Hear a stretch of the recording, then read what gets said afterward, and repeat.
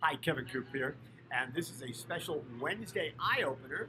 I am joined here at NACS, the NACS Convention of Las Vegas, by Michael Sansolo. It is rare we are both in the same city at the same time, so we thought happened this time. What the heck? Take advantage of the moment. We're a little dismayed when we saw ourselves on camera here. We realized that when the first time we did this, we were a lot younger. We were a lot darker. Darker, amazing, younger. yes. It's like grumpy old men. Yeah. He's going to be Walter Matthau. I'm going to be Jack Lemmon. Anyway, listen, this is an interesting show. I mean, first of all, it's amazing how vital it is. At a time when other trade shows have had troubles, this remains still vital. There's a lot going on. There's a lot of people here. It's sold out, an unrivaled interest as far as I can tell. Absolutely. Well, it's an interesting industry because you've got something like 150,000 stores in the convenience store world. A lot of them are small. You're dealing with a lot of the problems we see throughout retail, but there's still a vibrancy in this industry, and as this show demonstrates, they're trying to grow. They're trying to find new places to get to. And it's interesting because one of the things you realize when you talk to these people and analyze it is the fact that while it's the convenience store industry, they're also dealing with a competitive situation in which boundaries matter less, format matters less, right? Supermarkets want their business, they want supermarkets' business, drugstores want them, Amazon wants everybody wants, Amazon wants everybody's business. They're talking, who was it yesterday who talked about the fact that Aldi is a major threat to the convenience. That was in the session that I was running, that consumers, when they're asked about different channels they shop at, they actually make Aldi its own channel. They don't know where it goes, but it solves a need for them. And they're and which is the old thing, right? Consumers never think about format; they think about needs, right. And that's the thing that happens. And it was interesting because we had some overlap. We did sessions on your session was on what, need states? On the changing need states of the consumer. Mine was more specifically on the notion of why convenience stores ought to look at delivery. And yet there was a lot of overlap. I mean, there was a guy out from Wawa in your session, and what was he talking about delivery? Well, Wawa is a fabulous convenience store company. If you're not familiar with them, they're out of the Philadelphia area.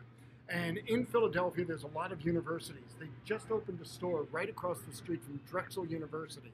He said in 1 week, they're doing $12,000 in orders that they are delivering on the Drexel campus. In 1 week. Now, quite honestly, you got to assume somebody at Drexel University is saying the students aren't going to the union anymore. What in the world is going on here?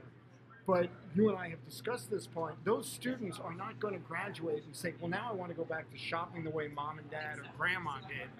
They're going to want to continue to have things brought to them. One of the recognitions of this event that I think is so interesting, I mean, it's the National Association of Convenience Stores. Convenience, the very word, the definition is changing. Because we can sit here and talk to the computer and order food.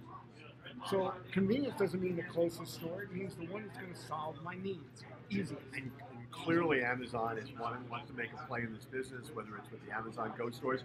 By the way, they announced today, as we're doing this, and we're recording this on Monday for Wednesday, 2 more Amazon Go stores in Chicago. They're going to open up. One is about to open up.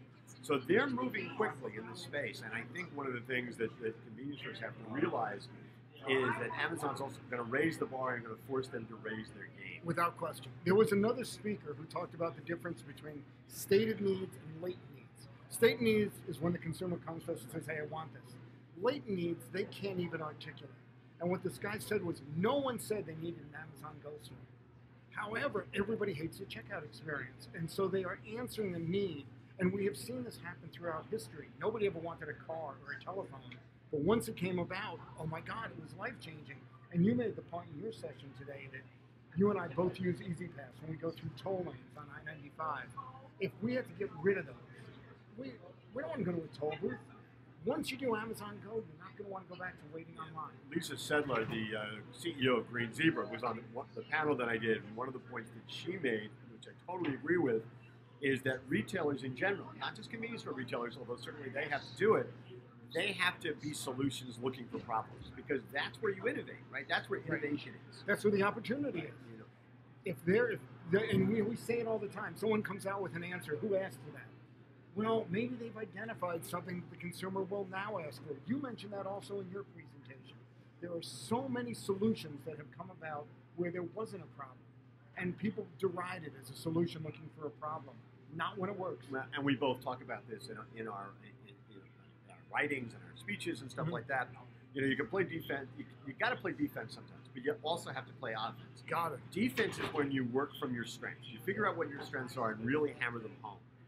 Offense is where you use your imagination. That's where you extend out, and that's where growth happens. Right? Absolutely. If you're only playing defense, you can't grow. If you want to grow, you have to play offense, and that means being innovative. It means being imaginative, and it means being disruptive. You got to take some risks. I mean, you love to use that quote. It's a great quote from Jeff Bezos that it's not an experiment if you know how it comes out. One of the other speakers I've heard here, and this is a comment you hear through the years, is you can't have two people who look like us making all the decisions for a company because we're from the same age group. We have the same experience. Bring in some younger people. Bring in people with different experiences, different backgrounds, and you might find there are needs you and I would never dream of. But somebody else, for them, it's make or break. It's young people, it's women, it's people of color, it's immigrants, it's people who see the world differently, and it's really important to embrace that. It was interesting, and this will come up in another piece I'm doing for Morning Newsbeat. I was in Toronto recently, and it was fascinating to me. 51% of the people who live in Toronto weren't even born in Canada. Wow. And yet companies there, and that companies ranging from retail chains to technology companies, and Toronto is an amazing technology hub, have seen this as an advantage. This is great. We're getting all this wealth of information and insight and experience, and we can put them to work to turn us into something that's going to be better and different and that can change the world. And I think all companies have to think that. Right. You know? And it's uncomfortable. Let's be honest. We all like to do what we're doing and maybe do it marginally better, incremental improvement. At an event like this, and we've been looking at, which is what we tend to do, out here on the Strip in Las Vegas, when I got a cab from the airport and I went on, I used Lyft as my app, they offered me a driverless vehicle. Now, I will tell you, stupidly, I didn't take the driverless vehicle because it would have been my first experience with that, and I'm just kind of curious how it works. Outside this convention, there's a cab line. There is an area only for driverless vehicles. And this being a convenience store show, well, think about it. Convenience stores are driven by gas purchases. Gas purchases, obviously, from vehicles driven by people who are going to come buy the gas and maybe go into the store. If driverless vehicles become prevalent, who goes to the store? And you had the guy you had on your panel today talk about the change in the world. Changes. This is Phil, and I've written about that on Morning Newsbeat. This company that actually will deliver gas to people at their homes, at their offices. They'll do it with fleet cars, or they'll do it to individuals. That's going to change the world.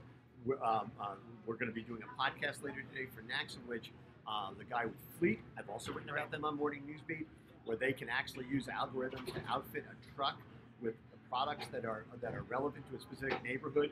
They can then take the truck to that neighborhood and send everybody a message via app saying, "Hey, we're in the neighborhood. Here's what we have," and they know the product's going to be relevant to them. Listen, and it's the ultimate in local. Everybody likes local. They're saying this is what your neighborhood in your likes. driveway, right? Totally.